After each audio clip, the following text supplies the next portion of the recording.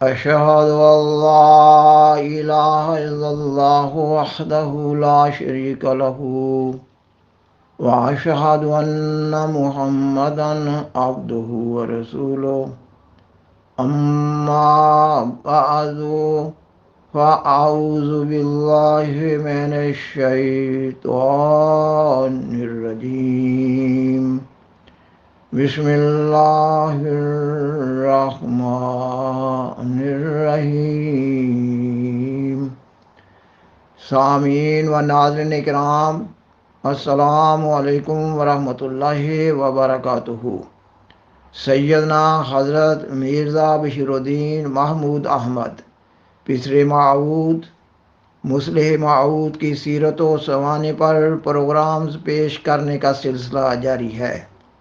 آج کے پروگرام میں آپ کا وہ تاریخی عہد پیش کیا جا رہا ہے جو آپ نے اپنے والد محترم سیدنا حضرت مرزا غلام احمد قادیانی امام مہدی و مسیح موعود علیہ السلام کی وفات پر آپ کی نعش مبارک کے سرہانے کھڑے ہو کر اللہ تعالیٰ سے کیا تھا۔ یہ پروگرام تاریخ احمدیت جلد دوم اور سوانح فضل عمر جلد اول کے حوالہ سے پیش کیا جا رہا ہے۔ سیدنا حضرت مسیح موعود علیہ السلام کی وفات کے بارے میں احمدیت مخالف علماء کئی قسم کی جھوٹی اور غلط باتیں پھیلاتے رہتے ہیں۔ سیدنا حضرت مسیح موعود اپنے اس تاریخی عہد کے تناظر میں سیدنا حضرت مسیح موعود علیہ السلام کی وفات سے قبل کے چند لمحات کی کیفیت بھی بیان کر رہے ہیں۔ آپ کی بیان فرمودہ اس کیفیت سے احمدیت مخالف علماء کی سیدنا حضرت مسیح موعود علیہ السلام کی وفات سے متعلق پھیلائی گئی جھوٹی اور غلط باتوں کا ازالہ ہو رہا ہے۔ آپ کا یہ بیان ایسے حقائق پر مبنی ہے جن کو کسی صورت بھی جھٹلایا نہیں جا سکتا، کیونکہ آپ سیدنا حضرت مسیح موعود علیہ السلام کی وفات کی کیفیت احباب جماعت احمدیہ سے ایک تقریر میں بیان فرما رہے ہیں۔ سیدنا حضرت مسیح موعود علیہ السلام نے 26 مئی 1908 کو لاہور میں وفات پائی۔ آپ علیہ السلام کو 1905 میں آپ کی وفات کے بارے میں بعض الہامات ہوئے۔ اس پر آپ علیہ السلام نے ایک چھوٹی سی کتاب الوصیت لکھی۔ اس میں آپ علیہ السلام نے اپنی وفات سے متعلق الہامات لکھے۔ ان الہامات کو کتاب الوصیت میں دیکھا جا سکتا ہے۔ آپ علیہ السلام نے اپنی کتاب الوصیت میں نظام الوصیت کے قیام کا اعلان کیا، نیز اپنی وفات کے بعد خلافت راشدہ اسلامیہ کی طرز پر خلافت کے قیام کی پیشگوئی فرمائی۔ 26 اپریل سے 20 مئی 1908 تک آپ علیہ السلام کو اپنی وفات کے بارے میں کئی ایک اور الہامات بھی ہوئے۔ اس پروگرام کے لیے مخصوص وقت کے پیش نظر ان الہامات کی عبارات کو پیش نہیں کیا جا سکتا۔ آپ علیہ السلام 27 اپریل کو لاہور جانے کے لیے قادیان سے بٹالہ روانہ ہوئے۔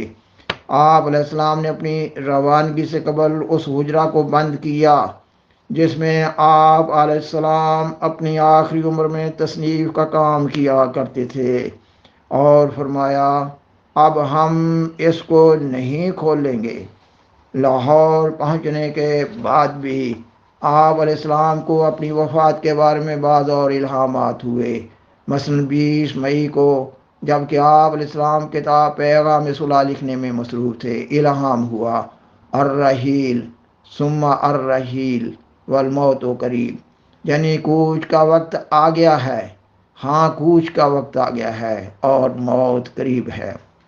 آپ علیہ السلام نے کتاب پیغام صلح کا مضمون پہلے سے بھی زیادہ سرعت اور توجہ کے ساتھ لکھنا شروع کر دیا، اور بالآخر 25 مئی کی شام کو آپ علیہ السلام نے اس مضمون کو مکمل کر کے کاتب کے سپرد کر دیا۔ آپ علیہ السلام اوائل جوانی سے ہی اللہ تعالیٰ کی راہ میں مجاہدات شاقہ بجا لا رہے تھے۔ مثلا یہ کہ آپ علیہ السلام قرآن مجید کا بہت مطالعہ کرتے اور قرآن مجید پر گہرا غور و فکر کرتے۔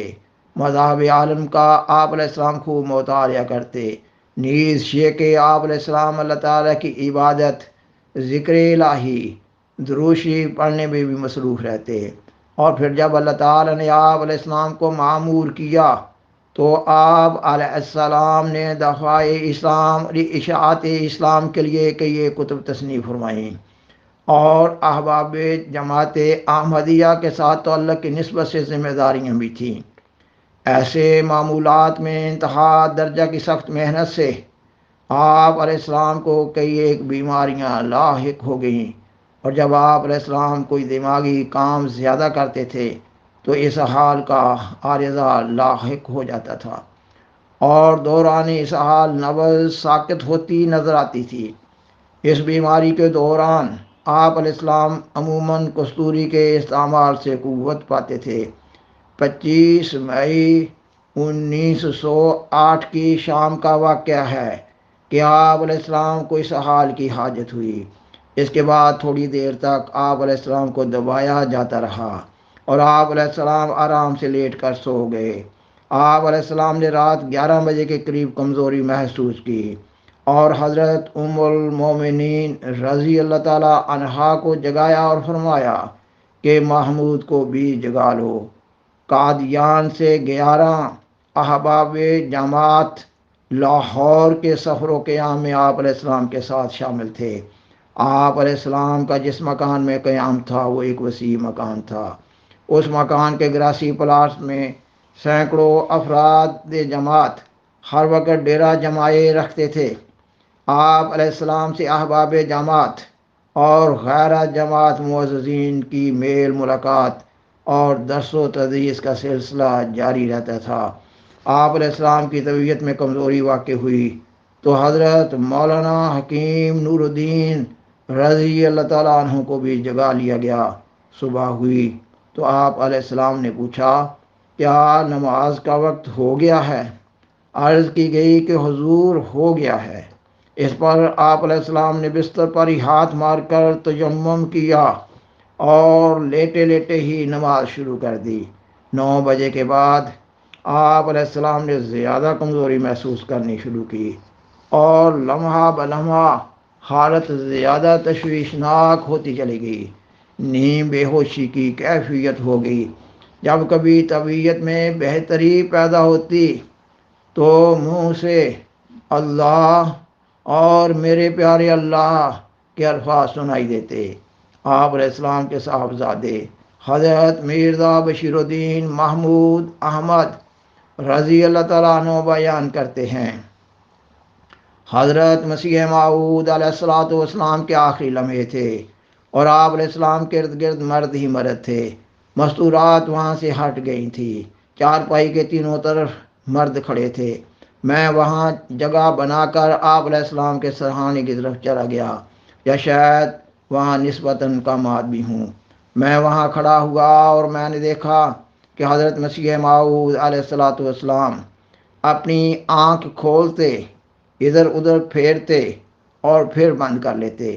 کئی دفعہ آپ علیہ الصلوۃ والسلام نے اسی طرح کیا۔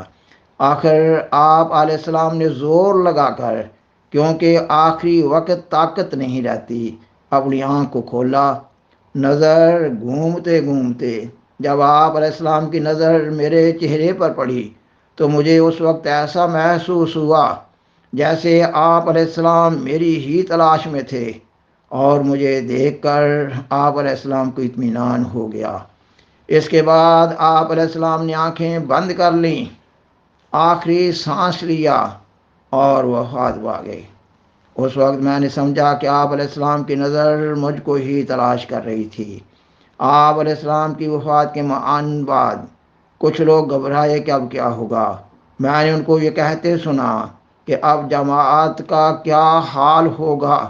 تو مجھے یاد ہے کہ میں اس وقت 19 سال کا تھا، مگر میں نے اسی جگہ حضرت مسیح موعود علیہ الصلوۃ والسلام کے سرہانے کھڑا ہو کر کہا کہ اے خدا، میں تجھ کو حاضر ناظر جان کر تجھ سے سچے دل سے یہ عہد کرتا ہوں کہ اگر ساری جماعت احمدیہ سے پھر جائے تب بھی وہ پیغام جو حضرت مسیح موعود علیہ الصلوۃ والسلام کے ذریعہ تو نے نازل فرمایا ہے، میں اس کو دنیا کے کونے کونے میں پھیلاؤں گا۔ سامعین و ناظرین کرام، اللہ تعالیٰ نے اپنے فضل و کرم اور اپنی خاص تائید و نصرت سے آپ کو اپنا یہ عہد پورا کرنے کی توفیق عطا فرمائی۔